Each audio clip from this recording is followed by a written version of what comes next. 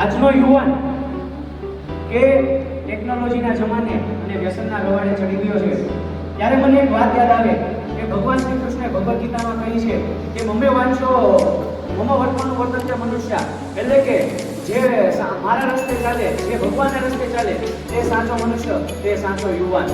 પરંતુ આજનો યુવાન એ તો વ્યસનના રવાડે ચડી ગયો છે અને એ ટેકનોલોજીના જમાનામાં મસ્ત ખોવાઈ ગયો છે. એમને ઇન્સ્ટા વગર ચાલતો નથી, સ્નેપચેટ વગર, એના ફિલ્ટર વગર એમને ફાવતું નથી.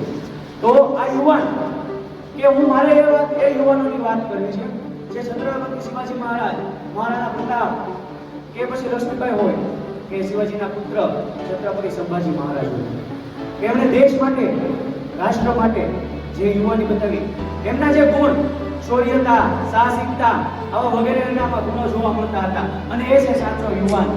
પરંતુ આજનો યુવાન એનામાં સાહસિકતા નથી, કોઈ રિસ્ક લેવું નથી અને કોઈ તેમનામાં શૌર્યતા નથી.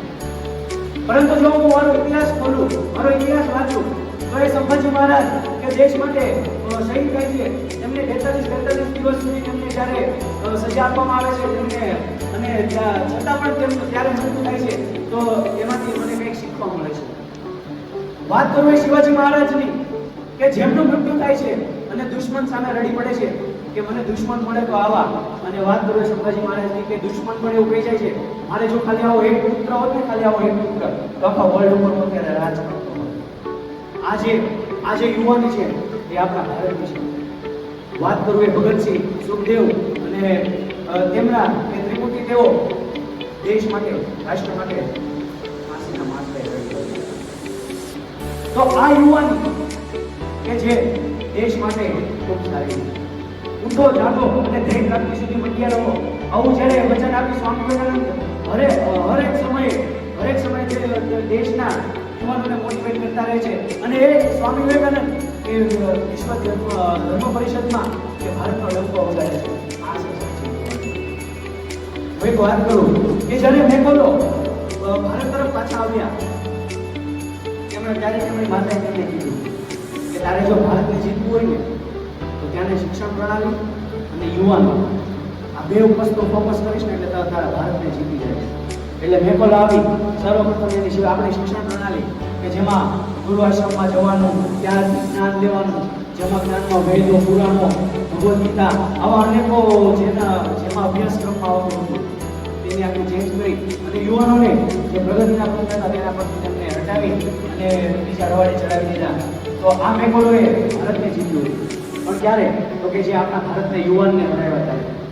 પરંતુ આપણે ઉઠો જાગો ને ધ્યેય પ્રાપ્તિ સુધી મંડ્યા રહો, આ વાત યાદ રાખી અને આપણે હર હંમેશ માટે ફરીવાર તૈયાર થવાનું છે અને ફરીવાર આપણે આપણા દેશ માટે કંઈક કરવાનું છે. જ્યારે કંઈક કરવાની વાત આવે ત્યારે એક વાત મને યાદ આવે કે અબ્રાહમ લિંકન કે તેમનામાં કંઈક હતું, તેમનામાં કંઈક કન્વિન્સ કરવાની શક્તિ હતી જેનાથી તેઓએ પ્રમુખ બન્યા.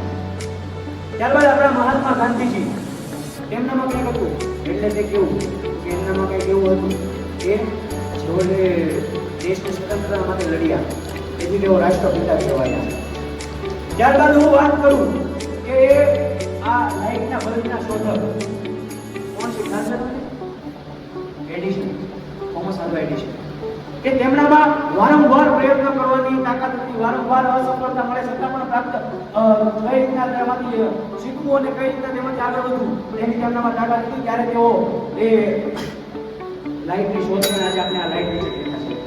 તો આવી તો અનેક આપણા દેશમાં યુવાનોની વાત છે અને જો સફળતા યુવાનોને જોઈતી હોય તો સંઘર્ષને આમંત્રણ આપવું પડે, અને જો સફળતા યુવાનોને જોઈતી હોય તો સંઘર્ષને આમંત્રણ આપવું પડે, અને સંઘર્ષને આમંત્રણ આપતા જો શીખી જાઓ ને તમે એટલે ઓટોમેટિક સફળતા તમારી પાસે આવે છે, ઓટોમેટિક સફળતા તમારી પાસે આવે છે. તો એકવાર જોર મારથી મારી સાથે એકવાર દોડાવજો કે સફળતા એટલે સંઘર્ષને આમંત્રણ. તો બોલો, સફળતા એટલે સંઘર્ષ, સફળતા એટલે સંઘર્ષને આમંત્રણ. Thank you so much.